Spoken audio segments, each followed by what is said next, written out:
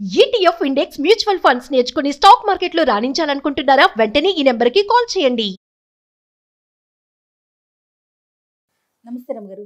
నమస్తే జయ. ఏదైనా ఒక మంచి కథ చెప్పండి రమ్మగారు. మంచి కథతో ఒక మంచి విషయం చెప్తాను జయ.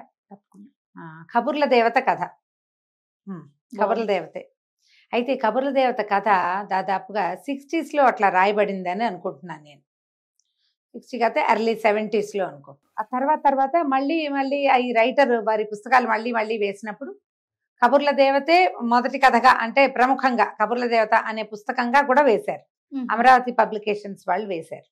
కబుర్ల దేవత ఎప్పుడో చదివాను నేను, నాళ్ల క్రితం, ఏనాడో గుర్తుంది నాకు. నన్ను కూడా చిన్నప్పుడు నేను కబుర్ల దేవత కనపడాలని కోరుకునేదాన్ని కూడా. అవునా? బాగుండేది కథ. ఓకే. చిన్న కథే అది. యాక్చువల్గా ఈ కొద్ది రోజుల క్రితం ఒక ఆర్టికల్ చదివాను నేను.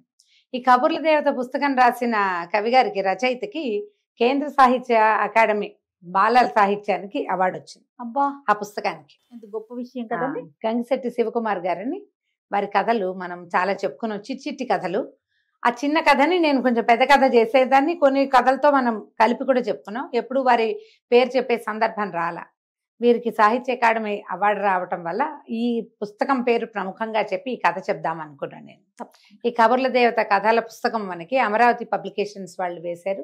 బుక్ ఫైర్లో దొరుకుతుంది, ఆన్లైన్లో దొరుకుతుంది. చిన్న కథలు హాయిగా, బ్రీఫ్గా, తేలికపాటి భాషలో చక్కగా ఉంటాయి. చిన్న కథలు చాలా హాయిగా ఉంటాయి. అవకాశం ఉన్నవాళ్ళు, పుస్తకాలు చదివే అలవాటు ఉండి పిల్లలకి తెలుగు పుస్తకాలు గిఫ్ట్ చేయాలనుకుంటే కనుక మీరు ఆన్లైన్ ఈ బుక్ కొనుక్కోవచ్చు. అమరావతి పబ్లికేషన్స్ వేశారు. అయితే నేను వారితో కూడా మాట్లాడాను. ఆ ఫోన్ నెంబర్ దొరకంగానే ఒక ఉత్సాహం వస్తుంది అనమాట. రచయితలతో మాట్లాడే అవకాశం బాగుంటుంది కదా. అయితే ఈ కథ భలే బాగుంటుంది జయ. ఈ బుక్కి అవార్డు రావటం ఒక ప్రముఖమైన సంగతి. కథ అయితే మరీ ముచ్చటగా ఉంటుంది. ఓకే. పూర్వం అట్ట ఒక ఊళ్ళో ఒక ఆయన ఉండేవాడు. ఈయనకి చాలా కబుర్ల పోగు. రామయ్య అనుకుందాం ఆయన పేరు. ఎంత కబుర్లో. కబుర్లు అంటే జనరల్గా ఏం చెప్తాం మనం? ఆసెమా ఓసెమా, చిన్నప్పటివి మొన్నటివి ఎప్పటికో చెప్తాం. మాట్లాడుతూ నేను నీతో మాట్లాడాను, నువ్వేదో నీ ఆసెమా ఓసెమా చెప్పావనుకో, అయిందా? రేపు నేను ఇంకోళ్ళతో మాట్లాడాలంటే ఏం కబుర్లు వెళ్తాయి? పాత ఆసెమా ఓసెమాలతో పాటు లేటెస్ట్ ఆసెమా ఓసెమాలు కూడా వస్తాయి కదా. వాళ్ళు చెప్పినవి, వాళ్ళ సంగతులు ఇంకోళ్ళకి, అవతల వాళ్ళు ఏదో చెప్తారు, వీళ్ళిద్దరి సంగతులు మూడో వాళ్ళకి, మూడో వాడు ఏదో చెప్తే 1, 2, 3 4 వాడికి వెళ్తుంది. ఇలా అందరితోటి కబుర్లు చెప్పుకుంటూ ఉండేవాడు. వాళ్ళ ఆవిడ ఇంతే కబుర్ల పోగు, పని చేయడు పాట చేయడని ఆవిడ ఏదో పని పాట చేసుకుని అన్నం పెట్టేది భర్తకి. ఏదో వాకిట్టు ఉంటాడు అంతే ఆయన. కానీ క్రమంగా అది ఎట్లా పరిణమించింది, ఈ ఒకళ్ళ మాటలు ఇంకొకళ్ళ దగ్గర, వాళ్ళ మాటలు ఇంకోళ్ళ దగ్గర అట్లా వెళ్ళేసరికి తగాదాలు రావడం మొదలుపెట్టాయి. ఎప్పుడు కొట్లాట్లే, ఎప్పుడు గొడవలే. ఈ భార్య మనకి విసుగు పుట్టింది. వాళ్ళు ఎవడు పడతాడు, ఏదో కాస్త పని చేసి 10 రూపాయలు పావలను తెస్తాను, అన్నం పెడతా, అంతేగాని కొట్లాటలు తీర్చడం నా వల్ల ఎక్కడ అవుతుంది? అందుకని ఆవిడ పొద్దున్నే పని చేసుకుని తన పనిలోకి వెళ్ళేటప్పుడు మొగుండు గదిలో పెట్టి తాళం వేసి వెళ్ళేది. బాగుంది. తాళం వేసి వెళ్ళిపోయేది. ఇది తోచేది కాదు, ఎవరో ఒకళ్ళతో మాట్లాడాలిగా. ఆయన ఏం చేసేవాడు, ఆ ఎదురుకున్న గదిలో కూర్చుని గోడతోటి కబుర్లు చెప్పేవాడు. ఎవరినైనా చూసావా నువ్వు? అసలు పిల్లలు ఒక్కళ్ళే ఆడుకుంటారు. అవును, గమనించావా ఎప్పుడైనా? వాడే అవతల ఆట కూడా తనే ఆడుకుంటూ ఉంటారు. తర్వాత ఒక క్యారెక్టర్, 3-4 క్యారెక్టర్లు వాళ్లే ఆడుకుంటారు. సింగిల్ కిడ్స్ ఉన్న వాళ్ళకి మాకు బాగా ఎక్స్పీరియన్స్.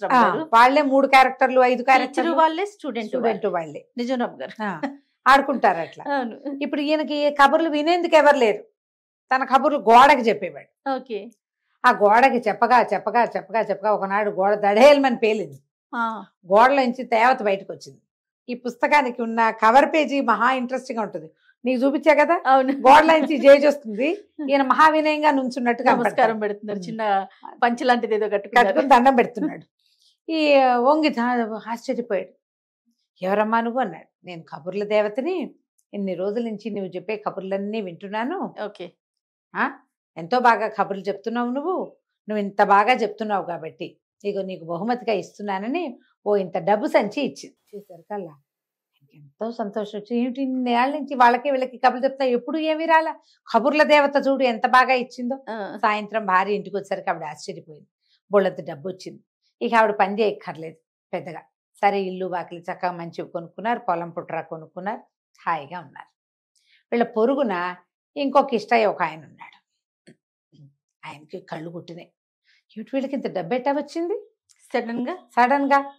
కొంతమంది చెప్పరు, కొంతమంది నిజం చెప్తారు. ఈయన ఉన్నాడు కదా రామయ్య గారు, ఏదైనా చెప్పేస్తాడు. ఆ కిష్టయ్య గారు వచ్చి రామయ్య గారి దగ్గర కూర్చుని, ఏమిటి రామయ్య నీకు ఇంత డబ్బులు ఎట్టా వచ్చినాయి ఏమిటి అని అడిగితే, ఏముంది నేను కబుర్లు చెప్తాను కాదు, మా ఆవిడ గదిలో పెట్టి తాళం వేసి వెళ్ళేది, రోజు గోడతో మాట్లాడా, కొన్నాళ్ళకి ఆ గోడలోంచి అమ్మవారు బయటకు వచ్చి కబుర్ల దేవత డబ్బులు ఇచ్చింది అన్నాడు. ఈ కిష్టయ్య కనిపించింది, అయ్యో రామా నేను ఇంతంత పని చేసుకుంటున్నానే, ఈ పొలం వెళ్ళి ఈ పనులు ఏమిటి, ఈ గోల ఏమిటి, వీడికి మళ్ళీ రోజు ఊసిపోక 4 కబుర్లు చెప్తే దేవత ఏ దేవత వచ్చి డబ్బు ఇవ్వకపోయినా వాడికి ఇచ్చిందిగా, మనకు కూడా ఇస్తుంది.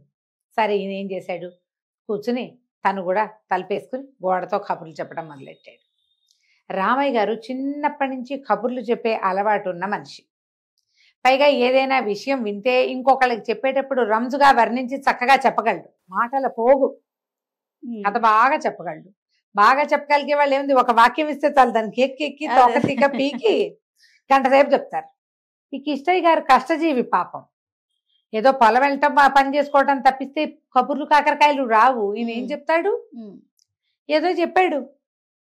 4 రోజులు 3 రోజులు అయ్యేసరికి కబుర్ల దేవత మళ్ళీ ఆవిడ గోడ పగలు కొట్టుకుని వచ్చింది. తెగ తిట్టింది, నువ్వు నీ పిచ్చి మాటలు ఏమి రుచికరంగా లేవు, నీ ఒక్క కబురు కూడా డబ్బుల ఆశతోటి ఈ పని చేస్తావా, అంతే కదా, ధనం మీద ఆశతోటి నన్ను విసిగిచ్చావు నువ్వు అని గట్టిగా కేకలుస్తుంది. నోరు పడిపోయేలాగా శాపం పెడతానని బతిలాడుకున్నాడు. మా అమ్మ మా తల్లి ఇంకెప్పుడు ఇలాంటి పొరపాటు చేయను, నన్ను వదిలిపెట్టేసి నేను ఇంకెప్పుడు కబుర్లు చెప్పాను, నా పని నేను చేసుకుంటాను. వాడికి అదే వచ్చు, అందుకని వాడు అదే చేశాడు. నీకు ఇంకా వేరే పనులు వచ్చు కదా, ఆశపోతానానికే కదా నువ్వు ఈ పని చేస్తున్నావు. ఇంకోసారి పిచ్చి కబుర్లు చెప్పావంటే ఊరుకోన్నది. గోడ కాస్త మళ్ళీ అతుక్కుపోయింది. కిష్టయ్య గారు నోరు గట్టిగా మూసుకొని బయటకు వచ్చేసాడు. అందుకని కబుర్లు ఎవరు చెప్పాలో వాళ్ళే చెప్పాలి. అలానే కథలు కూడా రమ్మగారు కబుర్లు మాత్రమే కాదు, కథలు ఎవరు చెప్పారో వాళ్ళే చెప్పాలి కదా, 100%. ఇదే కథ. అది చాలా ఈ కథతో పాటు ఇంకా చాలా కథలు ఉన్నాయి ఆ పుస్తకంలో. గంగిశెట్టి శివకుమార్ గారి పేరు మీరు ఆన్లైన్ గూగుల్లో సెర్చ్ చేసినా మీకు కనపడుతుంది. కబుర్ల దేవత అనే పుస్తకం కోసం టైప్ చేసినా మీకు కనిపిస్తుంది. పుస్తకం చదవండి, మీ పిల్లలకి ఆ కథలు వినిపించండి. ముఖ్యంగా శివకుమార్ గారిని అభినందించండి. తప్పకుండా ఒక మంచి రచయిత గురించి మనం తెలుసుకునే అవకాశం దొరికిందండి. నమస్తే.